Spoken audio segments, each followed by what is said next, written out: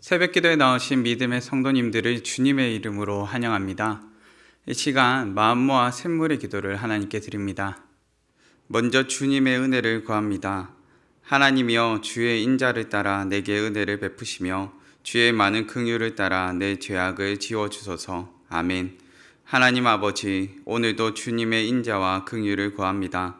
날마다 우리에게 풍성한 은혜를 베푸시며 우리의 죄악을 용서하여 주옵소서. 교회와 예배를 위해 기도합니다. 이 집은 살아계신 하나님의 교회요 진리의 기둥과 터니라. 아멘. 하나님, 우리 샘물교회가 믿음의 반석 위에 굳건한 교회 되게 하옵소서. 살아계신 하나님의 역사가 날마다 경험되게 하시고 말씀과 예배, 교제와 나눔, 성김과 봉사, 선교와 전도가 가득한 교회 되게 하옵소서. 예배의 자리마다 풍성한 은혜와 감격을 경험하게 하옵소서. 목장과 다음 세대를 위해 기도합니다. 내가 이것으로 형제를 깨우치면 그리스도 예수의 좋은 일꾼이 되어 믿음의 말씀과 내가 따르는 좋은 교훈으로 양육을 받으리라. 아멘. 하나님, 샘물의 목장과 다음 세대를 지켜주옵소서. 목자들에게는 지혜와 능력을 더해 주시고 목원들에게는 아름다운 마음을 더해 주소서. 그리스도 예수의 좋은 일꾼이 넘쳐나게 하시고 믿음의 말씀과 좋은 교훈으로 다음 세대를 양육하게 하소서. 선교와 전도를 위해 기도합니다.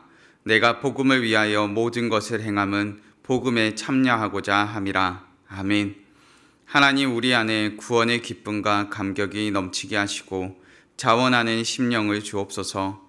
한 영혼을 향한 갈급한 마음을 주시고 우리의 입술을 통해 날마다 복음이 증거되게 하소서. 세계 각지에서 복음을 증거하는 선교사님들을 지켜주시고 지치지 않는 체력과 열정과 풍성한 열매를 더해 주옵소서. 나라를 위해 기도합니다. 부와 귀가 주께로 말미암고 또 주는 만물의 주제가 되사 손에 권세와 능력이 있사오니 모든 사람을 크게 하심과 강하게 하심이 주의 손에 있나이다. 아멘. 하나님, 모든 것이 주님의 것입니다. 이 땅 가운데 하나님의 통치하심이 드러나게 하시고 정의와 공의가 바로 세워지는 놀라운 역사를 경험케 하옵소서. 오늘도 샘물 성도의 하루를 지켜주시고 주님의 역사를 경험케 하옵소서. 예수님의 이름으로 기도합니다. 아멘. 오늘 새벽 우리를 회복시키실 때라는 제목으로 말씀을 나누고자 합니다. 사무엘하 19장 16절에서 23절까지의 말씀입니다. 사무엘하 19장 16절에서 23절까지 말씀 함께 봉독하시겠습니다.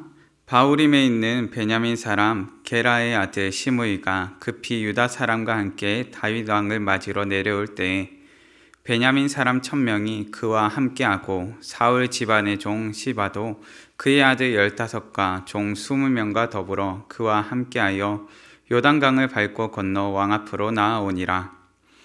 왕의 가족을 건너가게 하며 왕이 좋게 여기는 대로 쓰게 하려 하여 나룻배로 건너가니 왕이 요단에 건너가게 할 때 게라의 아들 시므이가 왕 앞에 엎드려 왕께 아뢰되 내 주여, 원하건대 내게 죄를 돌리지 마옵소서.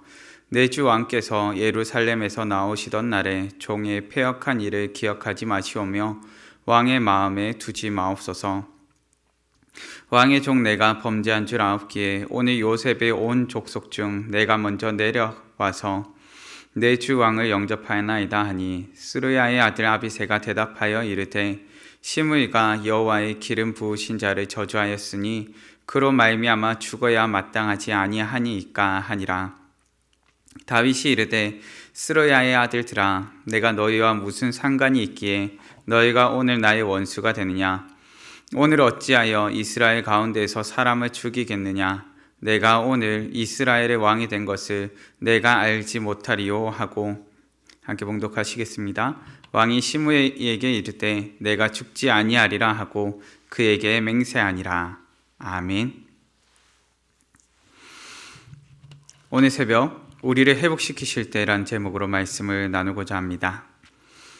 하나님께서 우리를 고통 가운데서 회복시키실 때가 있습니다. 우리가 인생을 사는 동안 괴로움과 슬픔을 경험하기도 하지만 우리를 그러한 고통 가운데서 하나님께서 회복시키실 때가 있습니다.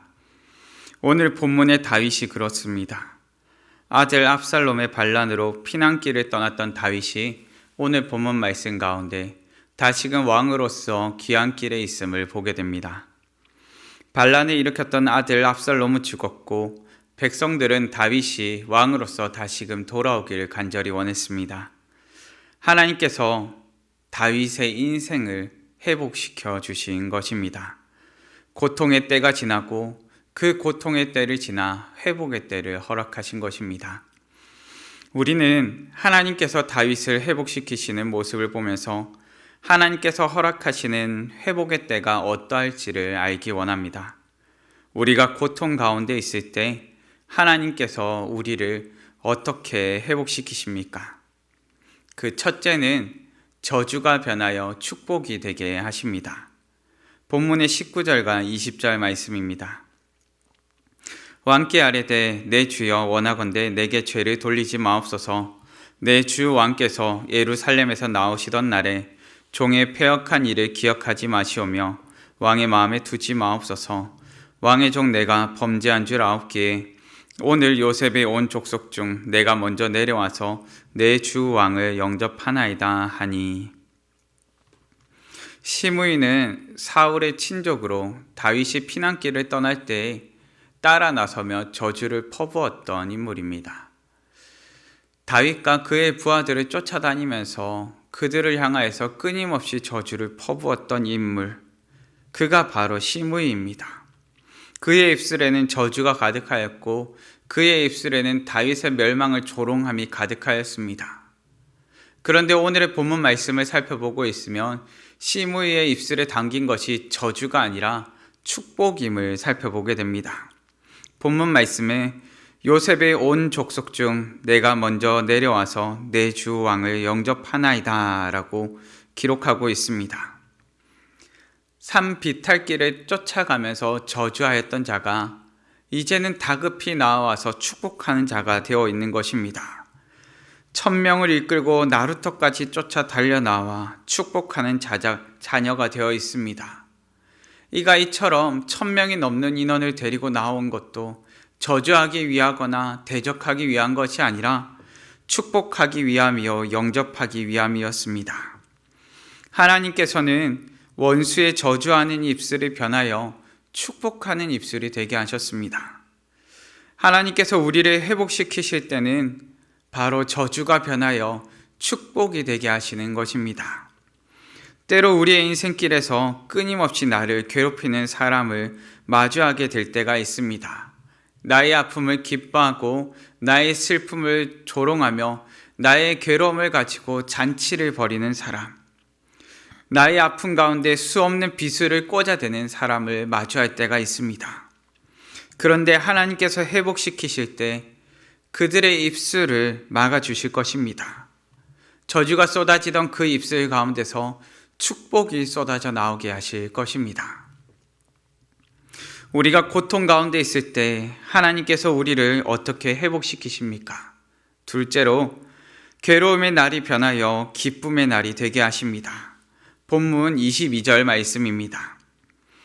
다윗이 이르되 스르야의 아들들아 내가 너희와 무슨 상관이 있기에 너희가 오늘 나의 원수가 되느냐?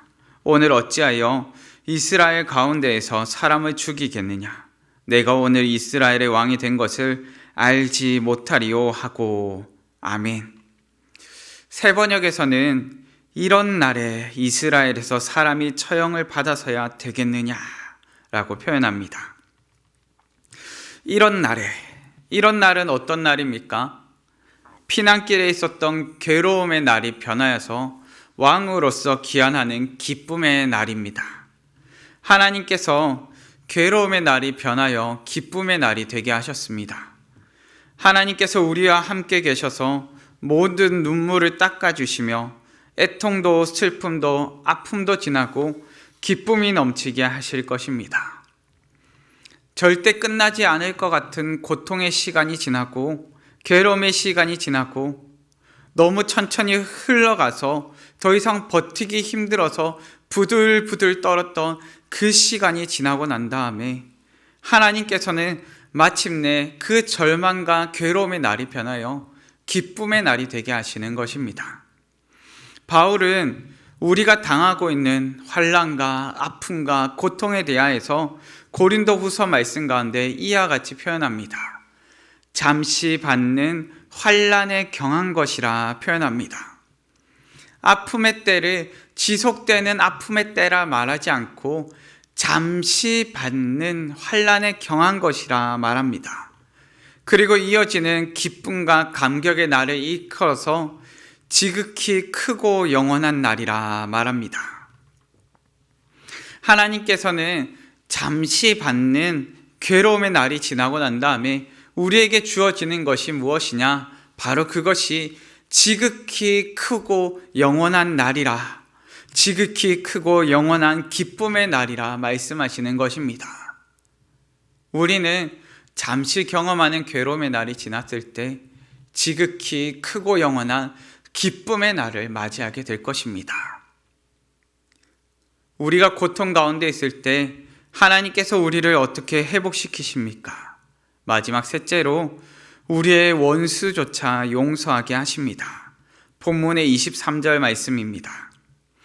왕이 시므이에게 이르되 내가 죽지 아니하리라 하고 그에게 맹세하니라. 아픔과 절망의 때의 진정한 회복은 용서에 있습니다. 우리의 인생의 가장 큰 괴로움은 관계에서 옵니다. 우리는 이 땅을 살면서 끊임없이 용서하기 힘든 원수 같은 사람을 참 많이 마주하게 됩니다. 사랑하기 좋은 사람보다 사랑하기 힘든 사람을 많이 마주하게 되고, 나를 기쁘게 하는 사람보다 나를 괴롭게 하는 사람을 많이 만나게 되고, 내가 보기에 너무나 옆에 두고 싶지만 그 옆에 두기에 아깝지 않은 사람보다 옆에 둘수록 나를 괴롭히는 원수 같은 사람을 수없이 만나게 되는 것입니다. 다윗도 자신을 저주하던 원수 같던 시므이를 만났습니다. 그런데 그 시므이를 만나서 다윗은 무엇이라 말합니까? 지금 죽이라 말하는 것이 아니라, 그럼에도 불구하고 다윗은 이 원수를 용서하여 살려줌을 보게 됩니다. 물론 시간이 흐르고 난 다음에 이 시므이는 죽임 당할 것입니다. 그럼에도 우리가 오늘 본문 말씀 가운데 다윗을 통하여 지켜보게 되는 것은 무엇입니까? 용서하는 다윗의 모습입니다. 하나님께서는 원수에게 얽매여 있던 우리를 다시금 제자리를 찾을 수 있도록 붙들어 주시는 것입니다. 때로는 분노함으로, 때로는 억울함으로, 때로는 아픔으로 인하여서 우리의 감정의 통제권을 상실할 때가 있습니다. 마치 우리 감정의 통제권이 원수에게 넘어가 있는 것처럼 원수의 어떠함에 따라서 쥐어 흔들리기도 합니다. 그런데 용서는 이 모든 것을 제자리로 돌려놓습니다. 나의 감정의 통제권을 다시금 돌려놓는 것입니다. 그렇게 용서란 상대방을 위한 것이 아닙니다. 나를 위한 것입니다. 예수님께서도 말씀하십니다. 너희가 사람의 잘못을 용서하면 너희 하늘 아버지께서도 너희 잘못을 용서하려니와. 아멘. 여기서 말하는 용서도 마찬가지입니다. 상대방을 위하여서 용서하라는 것이 아니라 너희를 위해서 용서하라고 말씀합니다. 용서란 나를 위한 것입니다. 하나님께서 우리를 통해 온전한 회복이 있게 하십니다. 내 힘으로는 용서할 수가 없는데 하나님께서는 우리에게 용서할 수 있는 힘과 능력과 용기를 더해 주시는 것입니다. 말씀을 정리하겠습니다. 우리가 고통 가운데 있을 때 하나님께서는 우리를 어떻게 회복시키십니까? 첫째는 저주가 변하여 축복이 되게 하십니다. 저주가 쏟아지던 입술을 막으시고 축복이 쏟아지게 하실 것입니다. 둘째는 괴로움의 날이 변하여 기쁨의 날이 되게 하십니다. 지극히 크고 영원한 기쁨의 날을 경험케 하실 것입니다. 셋째는 우리의 원수조차 용서하게 하십니다. 용서할 수 없을 것 같은 사람을 용서할 수 있는 힘과 위로를 더해 주십니다. 우리가 아픔과 절망을 경험하고 고통 가운데 있을 때 하나님께서는 어디에 계십니까? 때로는 우리에게 아픔과 절망을, 고통을 경험케 하시지만 그럼에도 하나님께서는 그때에 우리와 함께 하심을 기억합시다. 우리와 함께 하시는 하나님께서 마침내는 우리를 회복시키실 것입니다. 우리를 회복시키실 그날을 고대하며 오늘을 사시는 우리 믿음의 성도님들 되시기를 간절히 바랍니다. 이 시간 다같이 합심하여 기도하실 때 하나님, 우리를 붙잡아 주시옵소서. 우리의 괴로움의 날이 변하여 속히 기쁨의 날이 되게 해주시고 우리의 원수 같은 자들에게서 쏟아지는 저주의 말들이 변하여 축복의 말들이 되게 하여 주시고 우리 마음 가운데 차마 용서하지 못하는 원수와 같은 사람이 있다면 하나님 용서하게 하여 주시고 하나님께서 베푸시는 참된 구원, 참된 기쁨, 참된 감격을 경험하며 이 땅을 살아갈 수 있도록 하나님 붙잡아 달라고 함께 기도하시고 각자의 기도 제목으로 기도하시겠습니다.